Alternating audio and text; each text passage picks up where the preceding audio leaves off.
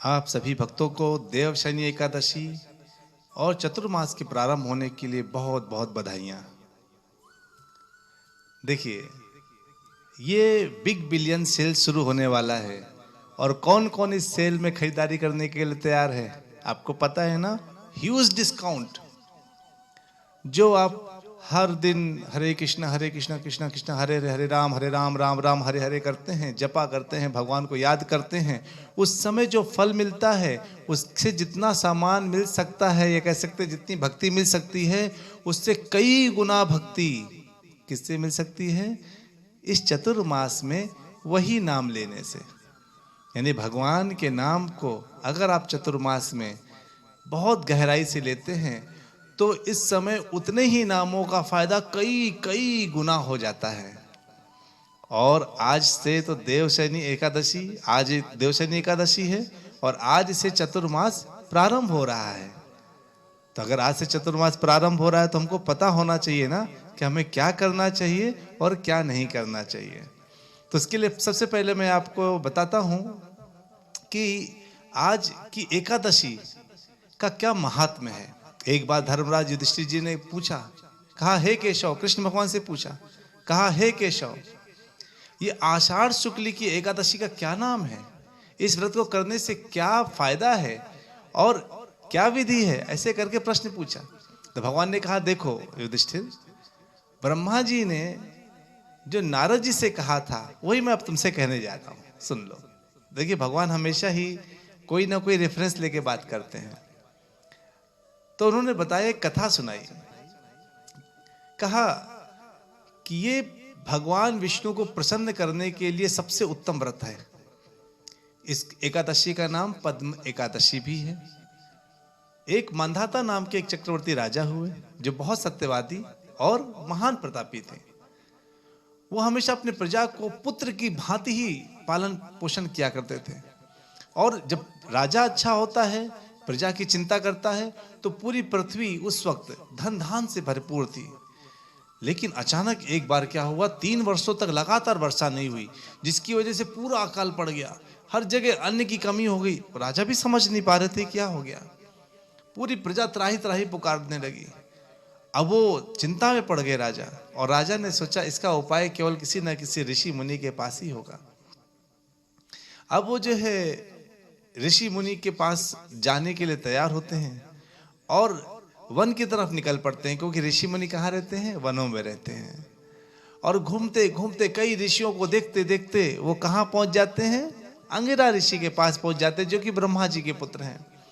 जब वहां पहुंचे तो तुरंत उतर करके उनके आशीर्वाद लिया, और ऋषि ने भी उनसे पूछा कैसे हैं, सब ठीक है?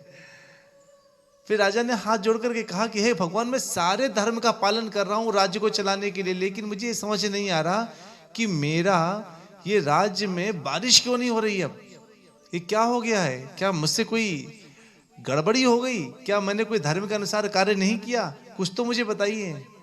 तो ने अंगिरा ऋषि ने बोला कि नहीं, ऐसा नहीं है। आपके जो ये सतयुग है, इस सतयुग में सभी लोग धर्म का पालन करते हैं, और यहाँ पूजा पाठ और धर्म का कार्य करने का केवल और केवल ब्राह्मण को ही अधिकार है। ब्राह्मण ही तपस्या करने का अधिकार रखते हैं। परंतु आपके राज्य में एक शूद्र है जो तपस्या कर रहा है, जिसकी वजह से बारिश नहीं हो रही। राजा कहते हैं, अच्छा तो क्या करना चाहिए? तो ऋषि कहते हैं, आप उनको मार दीजिए। तो राजा कहते हैं, नहीं नहीं, मैं उनको कैसे मार दूं? वो तो अपनी केवल तपस्या कर रहे हैं, और उसकी तपस्या से मैं मारूंगा तो बड़ा घनघोर पाप हो जाएगा। कोई दूसरा उपाय बताइए।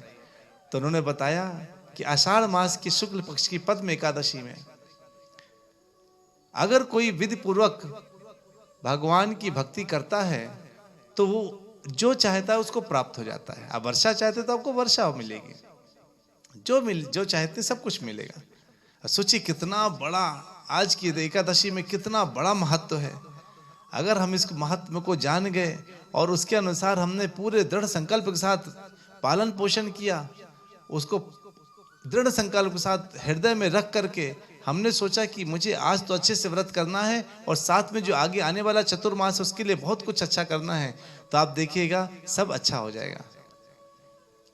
तो इस आज की एकादशी को पूरा मन लगाए करिए। जो जल से कर सकते हैं, जो बिना जल के कर सकते हैं, निर्जला रह करके, जो कुछ खा पी के कर सकते हैं, कैसे भी करिए, लेकिन दृढ़ व्रत होके करिए कि भगवान की दिन भर याद करना है ना। ये कब से शुरू होता है? आप देखिए, अब यहाँ से चतुर्मास शुरू हो जाता है, यानी कब से? आषाढ़ मास के शुक्ल पक्ष के से, यानी आज की एकादशी से लेकर के ये देवउठानी एकादशी तक चलेगा। ये कार्तिक मास के शुक्ल पक्ष तक चलेगा। अब आपके जो है ये 4 महीने हैं, ये 4 महीने बिग बिलियन सेल वाले हैं। इस समय भगवान योग निद्रा में है, क्योंकि उसके पीछे एक कथा है। एक बार भगवान जब वामन रूप में गए थे ना राजा बलि से दान मांगने के लिए, तो राजा ने से 3 पग जमीन मांगी। तो राजा ने बोला ठीक है ले लीजिए। भगवान ने 2 पगों में तो पूरा ब्रह्मांड नाप दिया, तीसरे पद के लिए राजा ने अपना सर दे दिया। और तब जो है राजा ने जब अपना सर दिया राजा बलि ने, तो उन्होंने सर को भी में अपने पैर रख करके मतलब राजा को भी स्वीकार कर लिया। इससे वो बहुत खुश हुए। कहते बताओ क्या चाहिए? कहते बस एक ही चीज चाहिए, मैं कहाँ रहूंगा? क्या आप तुम पाताल लोक रहोगे? पाताल लोक में रहूंगा तो पाताल लोक में अब मैं आपके दर्शन करना चाहता हूं, तो आप मेरे साथ चलिए। भगवान को अपने साथ ले गए। अब ले गए, कहते कहाँ खड़े रहिए? मेरे लिए महल के बाहर खड़े हो जाइए। भगवान तो सबके लिए कहीं बाहर खड़े हो जाएंगे, कभी किसी के सारथी बन जाते हैं, कभी किसी के बच्चे बन जाते हैं, कभी कुछ बन जाते हैं, है ना। ऐसे ही बन जाते हैं ना भगवान तो अपने भक्तों की खुश के लिए। अब वो जो है महल के बाहर खड़े हो गए, कहते ताकि मैं जब भी आता जाता जाऊं आपको प्रणाम करता जाऊं, आपको देखता जाऊं। लक्ष्मी जी कहती हैं अरे कहाँ गए? मेरे पति तो गए तो थे लेकिन आए नहीं वापस। पता चला वो राजा बलि के दरबार में खड़े होकर के दरबान बन के खड़े हैं। अब लक्ष्मी जी तुरंत पहुंची और उन्होंने राजा बलि के हाथ में राखी बांधी, उनको भाई बना लिया और पति को साथ लेके जाने लगी। तो कहते हैं ठीक है चलिए, अच्छा लेकिन कुछ समय के लिए तो आएंगे ना? तो कहते हैं ठीक है इन 4 महीनों के लिए मैं आया करूंगा। तो इस समय भगवान राजा बलि के यहाँ आज के बाद चले जाएंगे दरबान बन करके, और वो योग निद्रा में रहेंगे। लेकिन इस समय जो जितनी अच्छी भक्ति करता है इन चातुर्मास में, भगवान का उतना ही प्यारा बन जाता है। क्योंकि पिता के अनुपस्थित में अगर पुत्र पिता की बात मानता है तो पिता का प्यारा पुत्र होता है वो। भविष्य पुराण में वेद व्यास जी कहते हैं यो विना नियम मर्त्यो व्रतम वा जपमेव वा चातुर्मास्यम नयन मूर्खोम जीवन अपि मृतो ही सह। अरे ये जो 4 चतुर्मास आ रहा है ना, इसमें जो नियम पूर्वक इसको पालन करते हैं, इस व्रत को करते हैं, वो तो होशियार हैं। जो नहीं करते उनको मूर्ख बोला गया है। इस चतुर्मास का अगर पालन नहीं करते हैं, स्कंद पुराण कहते हैं नागर खंड में श्रावणे वर्जि एकशाकम दधि भाद्रपदे तथा दुग्धमाश्वयुजो मासी कार्तिके चामिषम त्यजेत। यानी इस समय जो 4 मास आएगा ना, उसमें सावन में साग छोड़ देना चाहिए, दही को भाद्रपद में छोड़ देना चाहिए, दूध को अश्विन मास में छोड़ देना चाहिए और कार्तिक मास में उड़द की दाल छोड़ देनी चाहिए। ये व्रत वैष्णवों के लिए बहुत उत्तम है। व्रतानि वैश्वानीह मनस्यपि चिकीर्षतः नरस्य क्षयमाप्नोति पापम जन्म शतोद्भवम्। अगर 100 जन्मों के भी पाप है ना, अगर आप इस चतुर्मास में कोई व्रत पालन करते हैं तो 100 वर्षों के भी पाप नष्ट हो जाते हैं, क्षय हो जाता है उनका। कैसे करना चाहिए चतुर्मास का पालन? किसका करना चाहिए? एक भक्तो नरा शांतो नित्य स्नायु दृढ़ होता यो अर्चये चतुर्मासान हरि स्यात्स्य लोकमार्ग। यानी शांत रह करके, दृढ़ व्रती होकर के, कम से कम 3 बार स्नान करके जो अच्युत कृष्ण भगवान को भजता है वो हरि के धाम चला जाता है ना। कितना आसान है देखिए, इस 4 महीने में केवल आप कर सकते हैं काम। भगवान 4 महीने तक योग निद्रा में है, उस समय आपको कहाँ कैसे सोना चाहिए? अपनी इंद्रियों को कंट्रोल करके। जब भगवान योग निद्रा में है तो आपको क्षितिशायी भवे न रहा, आपको जमीन में सोना चाहिए, कोशिश करनी चाहिए अगर सो सके तो इससे अगर जो चतुर्मास में इन नियमों का पालन करेगा, जो भी मैं आपको और बताने वाला हूं, तो उसको लभते वैष्णवीम गतिम, वो वैष्णव की गति को प्राप्त कर लेता है। ब्रह्मा जी ने बोला नारद जी से, देखो, जो नमक का त्याग कर देगा वो उसका कंठ मधुर हो जाएगा। जो तेल खाने वाला है, अगर वो तेल को त्याग देगा तो संतान दीर्घायु हो जाएगी। अगर तेल लगाना त्याग देगा तो शरीर सुंदर हो जाएगा, है ना। तो अलग अलग करके जो पान को त्याग कर देना चाहिए वो योगी हो जाता है। थोड़ा सा भोजन थोड़ा सा कच्चा रहे, अगर वो प्राप्त करता है मतलब त्याग, तो निर्मल जीवन हो जाता है उसका।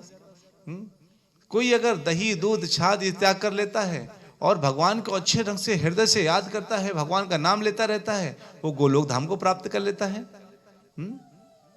तो भोजन के पात्र को कहते हैं त्याग करके, पृथ्वी में अगर कोई ऐसे रख करके खाता है, लेकिन पात्र त्याग कर दे, भोजन का पात्र ही त्याग कर दे, तो वो पूरे पृथ्वी का आधिपत्य प्राप्त हो सकता है। लेकिन ये सारे, ये मत सोचिए सारे आपके लिए हैं, इनमें से एक कोई चुन लीजिए। एक बार दान करके अगर कोई दान करता है तो 100 दान का फल मिलता है। इसलिए आज दान के महत्व को मत भूलिएगा। और ये चतुर्मास में जितना हो सके अपने कर्म फल का परित्याग करिए, दान करिए। भगवान को केवल आप प्रणाम करते हैं तो गोदान का फल मिल जाता है, सोचिए, है ना।